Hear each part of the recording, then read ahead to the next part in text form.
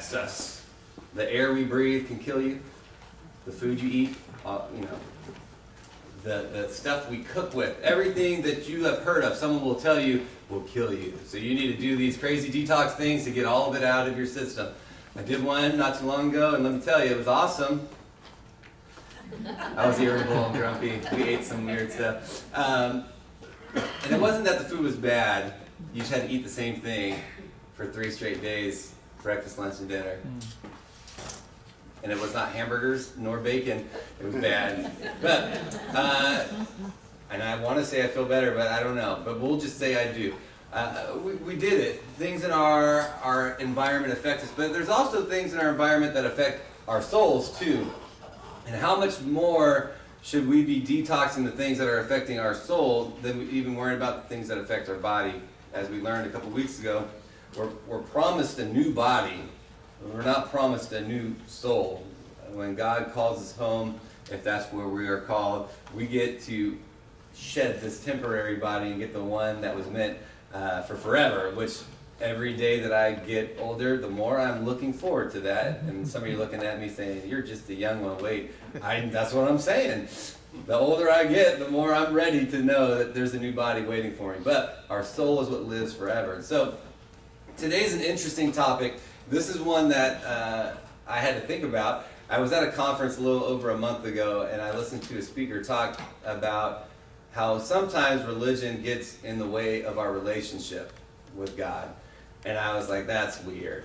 And I started to think about it. So maybe you were at one of these places, or if you're watching online or whatever, maybe you've been to a place where you didn't feel welcome when you showed up to a church. Maybe it was because of the color of your hair, the clothes that you wore, the way you spoke, the color of your skin, the way that you voted or that you're going to vote. There's a lot of places that we go to sometimes when you walk in and you just feel like, where am I? And I don't know if we've all been there. I know I've been there before.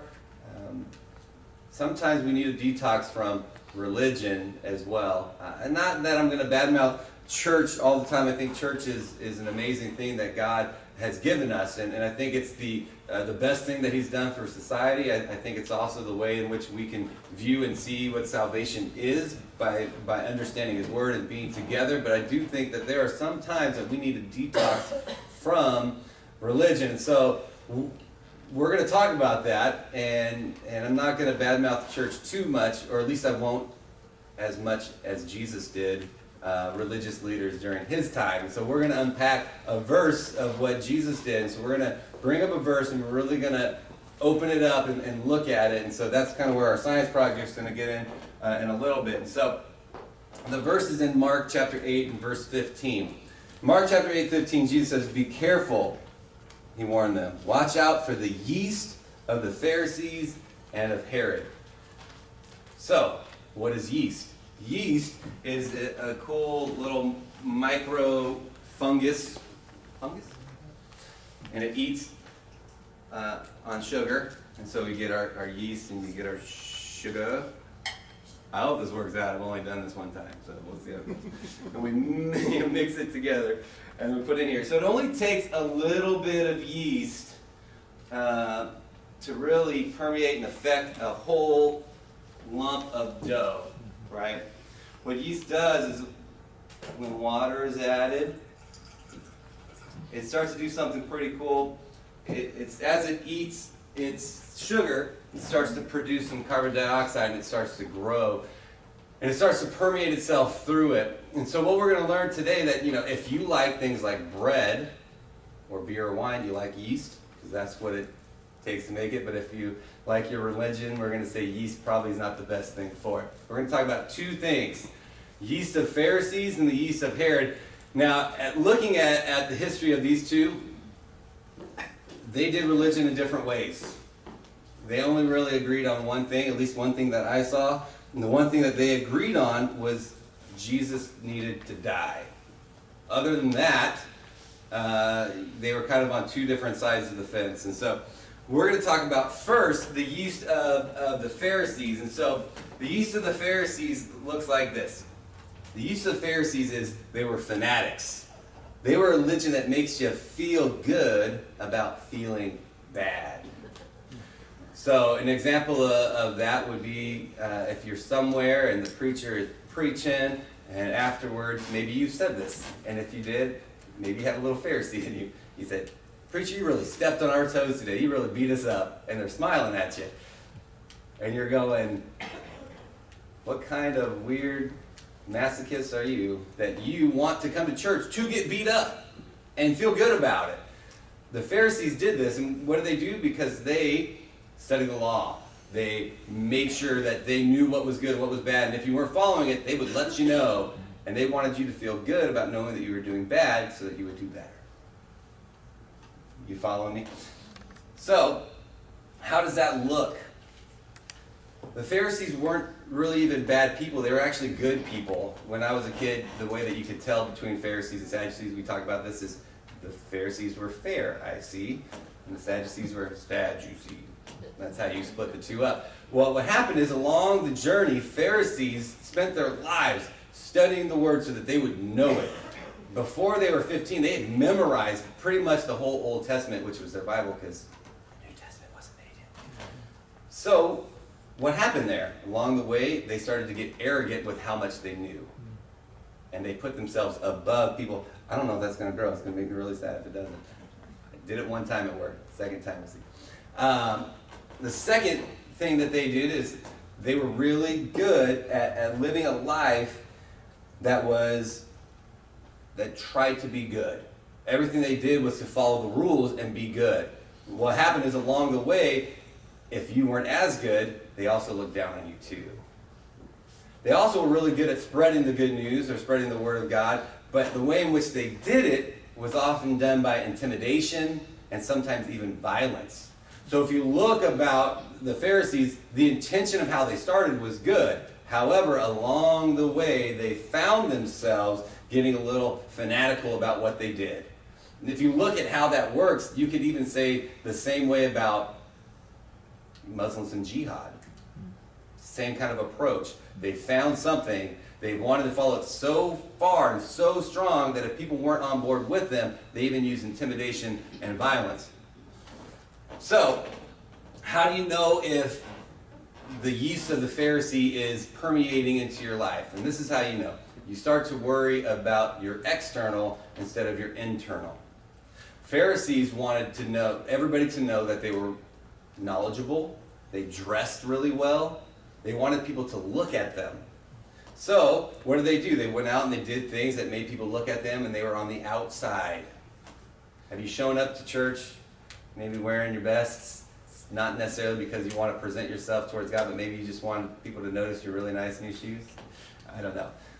But what they did was, if you're worried about your external, not your internal, this is kind of the approach they did. So, we read this verse for our scripture reading, but I'm just going to do verse 25.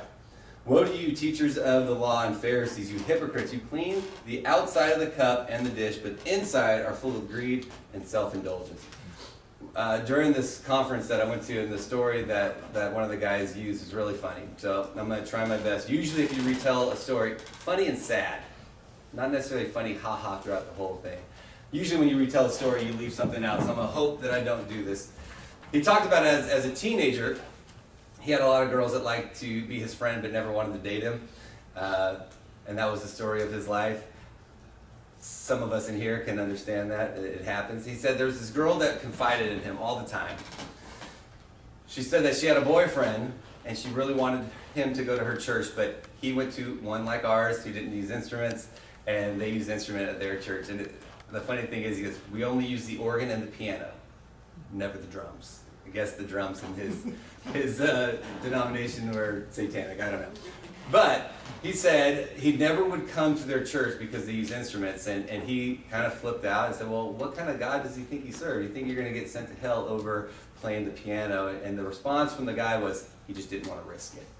I just don't want to risk it. However, later down the road, and as a relationship grew, she came and confided in him again and said, hey, I just wanted you to know my boyfriend's asked me to do some things that I'm really, really having a hard time with. And so he started to ask about it, and he said, you know, lately he's been really pushing me to have an abortion. So here's the funny thing that's not funny. It's kind of sad. This guy was so caught up and wanted to make sure that he didn't look bad or didn't risk it, that he wouldn't even go to a church that played the piano, but he had no problem in getting a girl pregnant and asking her to have an abortion. Because why? If she did that, then he could still maintain a look that everybody else could see. You start to see the yeast of the Pharisees start to permeate inside of somebody because they're so caught up in what everybody else is looking at me and not about what God is seeing on the inside. We can get that way sometimes. We can go through the motions and we can show up and we can put on the front and we can sit down and do the whole thing and be pious and be a little weird and say, well, I'm going to judge other people on the way in which they do things, but yet in my life I'm still kind of a mess on the inside. When Jesus was talking to the Pharisees, he said, guys, you're so busy spending so much time making sure the outside looks so good, the inside is just rotting away and full of all this garbage. How is this spread? Why is it pervasive? What is it about the yeast of the Pharisee that actually works? Why do people buy into it? It's intimidation. The message is influence and it spreads because they intimidate people. How many of you grew up having the preacher banging on the podium in front of you talking about how sinful you were and how you were going to go to hell if you didn't do all of these things? We can raise hands. You don't have to. It could be rhetorical. I think a lot of us were there. How many of you were talked to by your parents or when they were trying to keep you straight? It wasn't that they were doing it with bad intentions. They were just doing it because we had to maintain something. I remember growing up, and my mom was very lax for us. She was just excited that we went. But I knew that there were times that I showed up wearing certain things, like jeans and a t-shirt or shorts, and we'd get the nudge like, you guys need to get your stuff together. You need to dress up, show up. You're supposed to look your best when you go to church. And it always stuck with me that, like, coming to church, I needed to look my best, but it didn't necessarily mean I needed to be my best. As long as I looked my best, that was good enough. We're so busy worried about our church clothes that we're not worried about our church selves. And we live a life trying to live to the standards of what other people want us to be, that sometimes we forget why we're doing it. 2 weeks ago we talked about comparison. It's a very similar idea. We look at some things that we have or that we don't, and we try to match up, and that's our measuring point. And the Pharisees were really big at that. So much so that Jesus gave them a story about two people going to the synagogue to pray. One was a Pharisee and one was a tax collector. What the Pharisee did is he looked around, and let's read it together. So if you have your Bibles, Luke chapter 18, 10 through 14. This first sentence, maybe you've been there. Maybe not, maybe you have. Just think about it. Two men went up to the temple to pray. One Pharisee, the other tax collector. The Pharisee stood by himself and prayed, God, I thank you that I'm not like other people. You ever been there? I don't know, maybe you haven't. Have you ever felt that way about other people towards you, maybe? We may have been here at one point because guess what? Have you ever said, man, I'm so glad I go to this place because we worship the right way? That's kind of like the story earlier. But yet we go out and we still live the same way. I'm so glad that I'm not like other people. And then he puts himself up and this is what he says. God, I thank you that I'm not like other people, robbers, evildoers, adulterers, or even like this tax collector. You ever had the eyes glance at you when you're sitting in a chair? Maybe you had the tattoo that people were like, ooh, they got the tattoo. Or maybe, you came with the mohawk when you were little. I don't know. But you got the look. I'm so glad I'm not like those people. I fast twice a week. I give a tenth of all I get. But the tax collector stood at a distance. He would not even look up to heaven. But he beat his breast and he said, God, have mercy on me, a sinner. I tell you that this man, rather than the other, went home justified before God. For all those who exalt themselves will be humbled, and all those who humble themselves will be exalted. Do you see the yeast of the Pharisee and how it can permeate you? We can get so caught up in looking around And we justify or we measure ourselves by saying, at least I'm better than that person. God, I'm so thankful that you made me right. But the one who was really justified was the one who sat there and humbled before God and said, I'm a screw up. I don't deserve to be in your presence, but I am so thankful that you looked down on me.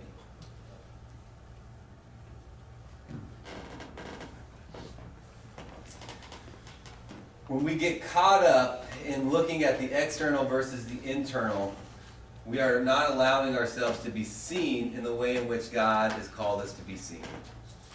We're too busy looking the other way. God's not interested in what you look like on the outside. And you know this by the way he picked David, by the way he picked other people. Do you remember when he picked David? The prophet went in, Samuel went in and started looking at all his brothers, looked at the big one. He's like, surely this is the right one. And he starts going down the line. And God's like, I don't look at the outside like you do. I look at the heart. And that's why he chose David. So, we have that group. The yeast of the Pharisee. Well, what about the yeast of Herod? So the yeast of Herod is a little bit different. The yeast of Herod is frauds. They're the ones that act one way when they come together in church, and they live a complete different way. We call that hypocrites sometimes, but we're going to expand on that even more because it's even bigger. Frauds. They're the ones that make religion, they make you feel bad about feeling good. Kind of the reversal here. Like I said in the beginning, these two, they don't meet up. They don't do things the same way. So in order for us to really get a glimpse of Herod, we got to do the history lesson, right? So Herod was really good. Oops, sorry, I went too far. Herod was really good at what he did as just a person. He was a really good builder. He was a really good leader, political guy. His wars campaigns were done really well. Herod, if he could have just been a pagan without religion, Herod would have been a happy guy. Because what he did on his life, he did well. But what happened is Herod had just a little bit of religion to make himself feel guilty, but not enough religion to make him want to change. So, if we look at the history lesson completely, Herod wasn't completely Jew. He wasn't completely a Jewish guy. His mom was Jewish, and his dad was an Edomite. And so what happened is when the Romans came in and made him king over the Jews, he became very Jewish while he was in Jerusalem. He was as kosher as salt. He was a guy who, while he was there, did great things. He built the temple for them. What did he do? That wall of the temple is still standing. It's the one that's called the Weeping Wall. A lot of the rabbis go up and put their faces on it. They write their prayers down on it, and they put it in between the brick of this 2,000-year-old structure. He did some great things, but that was while he was in Jerusalem. But he didn't always live in Jerusalem. He lived in a city that he built called Caesarea. And so Caesarea was built for who? An homage to Caesar. It's in the name. So while he was there, he did some amazing things. He was one of the first people to know how to create cement and have it set in water. So if you go, you can still see some of his pier that he built. And so while he was there, he built some other things too. You'd see a racetrack. What is it called? A hemodome? That's what it's called. But a racetrack. Romans really loved racetracks. There's also a really great big theater. The Greek really loved the theater. So I call Herod like the first Oprah. They hear me out. No matter who came in, he was able to meet them where they're at. Not necessarily in a good way. When the Greeks came in, he showed them a good time at the theater, and he became very Greek. When the Romans came in, let's go to the racetrack, he became very Roman. When he was in Jerusalem, he knew how to be very Jewish. But what ended up happening is he was able to hold all of these things, right? His leadership and his kingdom and all these things he did relatively well, but his personal life was a train wreck. He was stretched in so many different ways, trying to be everything for everybody else, that he wasn't able to hold on to what he needed to hold on to. He felt guilty for being a pagan because he had just enough religion, but he didn't have enough to change him to be something different. So when we look at this and we start to see how Herod's yeast starts to permeate us. We can look at it this way. It was so influential and pervasive and persuasive because of intoxication. It was the motive that you can have your cake and eat it too. That when I go out and I do these things, I can looked upon as a great person and leader while I'm at church. When I go into the temple, people can look to me for advice and wisdom. When I go to work, I may disregard all of those attributes that would make me a good Christian leader. And I go to work, and I may do things that aren't necessarily appropriate or ethical. My character may be questioned, but then people at work look at me as, what a great business person. They can really get some things done, no matter what they have to do. We want to compartmentalize our lives. We put these little walls up, and we pretend that when we go into one thing, we live in a certain way. When we go into another, we live in a certain way. When we go into another, we live in a certain way. Do you know what that does to you? It makes you tired. And when we live the way in which Herod lived, what we start to see is it doesn't just affect us. The yeast comes in so much and it affects the way that you do religion, but it doesn't just affect you, it starts to go to generations. Let's look at Herod's generation. So Herod, do you remember Herod the Great? Herod the Great was the one who tried to kill Jesus by killing all 2-year-old boys. You remember the story? So he goes out and he tries to do all these things. You know what his son does? This is Herod, what's his son's name? Herod Antipas. Herod Antipas could have released Jesus while he was up on trial. But instead, he says, I'm good. So instead of getting Jesus from being put on a cross, he allowed it to happen. One tried to kill him as a baby. One had the opportunity to save him as an adult, decided to kill him. Well, guess what? Then there's another one, Herod Agrippa, who assassinated James, who was the first martyr, one of the first martyrs. Another opportunity maybe to choose to do something better, and nope, you continue to do something wrong. Then there was another one of his grandsons that was in front of Paul. When he was on trial, could have helped him out, instead sends him off too. It started to go down the line, but you know what's even crazier than that? Let's look at Herod's personal life. You know what Herod did? His sons, he had 2 sons that started to maybe rise up a little bit. Herod felt a little threatened, so you know what he did? Killed them. What kind of good, solid, religious leading person would kill his son? So that's not it. He also killed his favorite wife.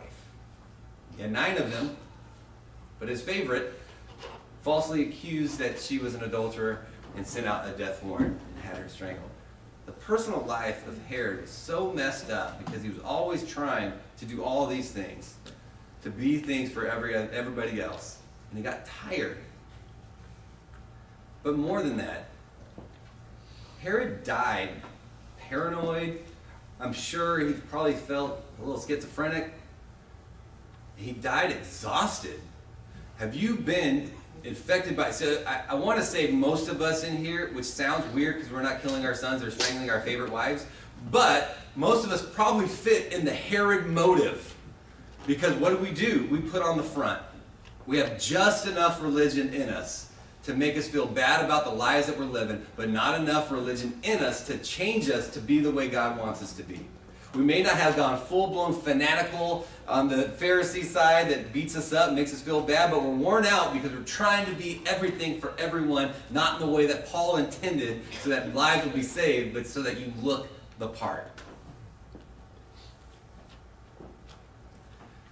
So here at Oak Grove, I hope what we're trying to do is to help us understand that what Jesus really wants for us, what he really is calling us to, is not necessarily religion in itself, but to a relationship. So our goal is for us here as leaders, myself as giving message for just the people who are here and we're sitting, is for you as we come here not to be beat up or stressed till you're tired and broken, but to understand the value and the need for a true relationship with God. Jesus didn't come to establish a religion. He didn't. He was actually breaking down the religion that was already established so that you could actually have a true relationship with him. You weren't able to have this relationship in the way in which things were done before. If you were following the teachers of the law and the Pharisees, you were getting beat up all the time because that kept them in business, one, but also it made them feel good and puffed up, and two, they had this law and you had to follow it and you had to check it all. I had to check all of these boxes in order for me to measure up to what God has called me to do. And I can't be in His presence or be in a relationship unless I follow all these things. Herod said, fake it till you make it. Pretend. You can pretend with certain people to be a certain way. And He did not die in the way in which we probably would hope. So here's what religion versus relationship looks like. So religion says, follow a doctrine. Find one that fits you, that makes you feel good. Follow it intently.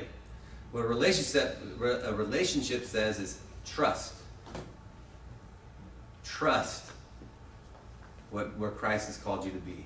Trust that He came for you. Trust that He's calling you to a better life. Religion says, follow the rules.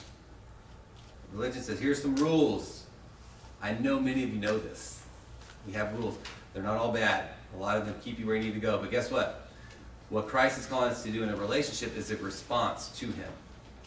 You can follow rules just to follow the rules. But a response to Christ is something different. It's kind of like a son doesn't, I hope, I'm still keeping my fingers crossed on this. He's at an age. A son wants to please his father, not because of the rules that the dad has given him, but because he loves his father. Hopeful. I'm working on it. I need to be better. I hope we don't follow God because He's given us a bunch of rules. And if we don't, we're terrified that we're going to burn forever. My hope is we follow the rules in which God has provided us because we love Him and we want to choose Him. So, there's two more, but the next one is interesting. So, religion tells us to achieve, be achieving, to do. Go out and do. Do all of these works and you'll be okay. Make sure you do everything. And relationship is receiving. When we're in a relationship with God, we just allow ourselves to receive the gift of grace that He's given us. If we look back in the story, when Jesus is talking to His disciples about beware of this yeast deal, they're on a boat. They're in a boat out in the middle of the sea. And for the left is there these mountains. The Jews live on this side. On the other side, there's the Gentiles, where they live on that side. As they were going through this time, Jesus did two things on both sides of this lake, or sea. What did He do? He fed 5,000 on one side, and He fed, how many? 4,000 on the other side? He's sitting there, and He's going out, and they had these loaves of bread, and He was able to do some amazing things where people were like, how are we going to feed them? We don't have enough. And Jesus starts breaking bread, and they start handing it out, and magically there's enough. And He starts to go on this conversation. And if you look at the story, it had to, because they're guys maybe, I don't know. They're sitting on this boat. Jesus talks about beware of the yeast. And maybe they were all hungry and needed a Snickers, but they started going, yeast, bread, we're hungry. Who brought the bread? And they start bickering about this. Isn't it so funny that Jesus just fed 9,000 people with nothing, and there's 12 guys on a boat, and they have like a loaf of pita bread, and they're freaking out because they're hungry and they don't know how they're going to eat. And Jesus looks at them and says, here's the deal. Religion says, what's in your hand? What do you have? We just talked about this in comparison, right? Solomon said it's better to have one hand in tranquility, and the other hand is allowing for God to be able to take in and take out whatever He wants. Is better than having two hands of toil chasing after the wind. We have an opportunity where instead of saying what's in our hand, our relationship says who's in the boat. They were sitting there, what's in our hand? We don't have enough bread to eat. What's going on? And Jesus is saying, hey, guess who's in the boat? It is me. Just a second ago, with each pita bread, I fed 579.75 people each. With one bread, I'm pretty sure with this one, I could feed the 12 of you. Who's in the boat? Who are you trusting? Who are you relying on? Who is giving you the sense of being worthy? So here's a couple last verses. Ready? Let's go with this. John chapter 6, 28 through 29. Then they asked him, what must we do to do the works God requires? And Jesus answered this, the work of God is this, to believe in the one he has sent. They were thinking about all the stuff they had to do, and he's giving them something. Believe in me. Believe. The beginning of your relationship is understanding who I am.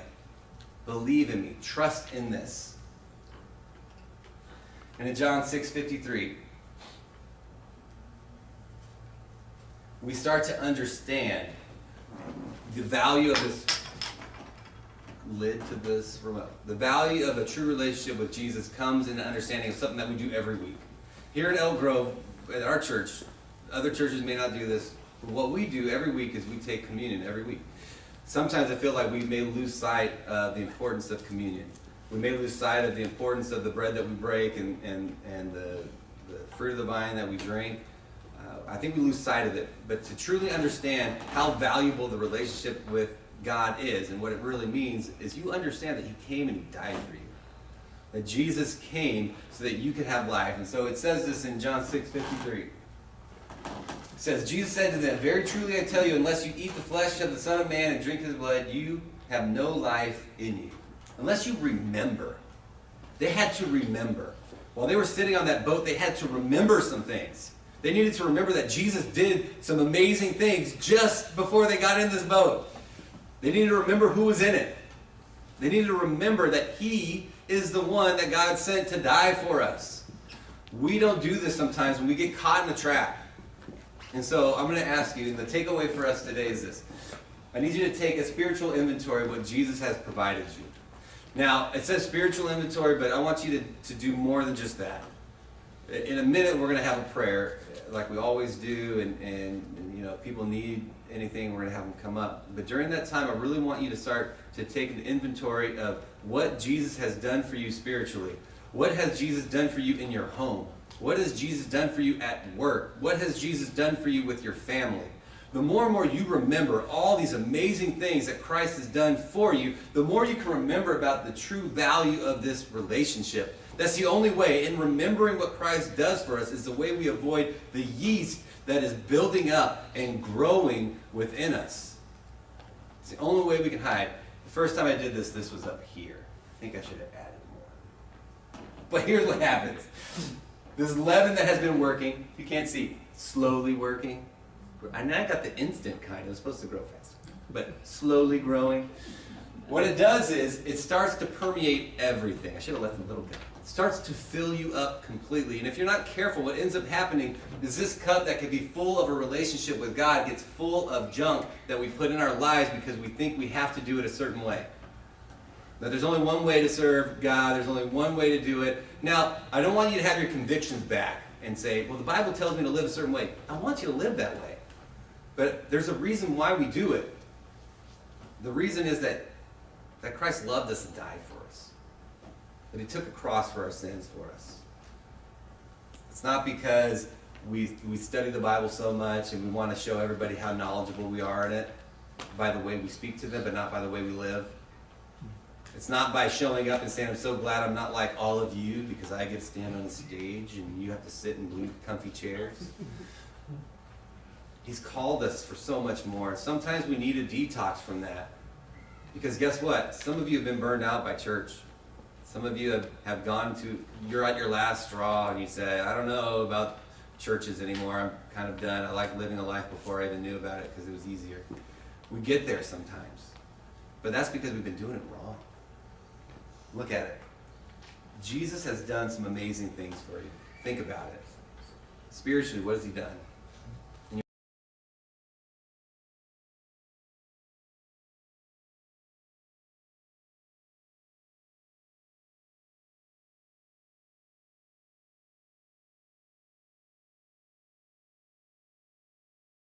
I'm so grateful that you've given us church, that you've given us opportunity as a family to come together, to worship you, to learn about you, to know you better. God, I pray that this little 2 hours of time that we get every week is not something that we base the way we live everything on, but it's a beginning point. It's an encourager. It's something that gives us energy and excitement to know that we have like-minded people who love you, who believe that your son came and died for us, that we get to encourage one another, build each other up, that we get to leave this place and go into the world and be representatives of who you are because we are choosing to be in a relationship with you. God, there is nothing better than being in a relationship with you. And I pray that we trust you more, that we are responding to your message more, that we are allowing ourselves to receive your grace and your mercy. And God, I pray that we never forget who is in the boat as we leave here, who is in control. God, it is all you. There is not enough work for us to do to ever achieve getting to where you are, but instead you freely pick us up and bring us to you. God, I pray that we respond to that message every day, that we live a life that loves you, and we serve together in a relationship with you. Pray all these things in your son's name. Amen.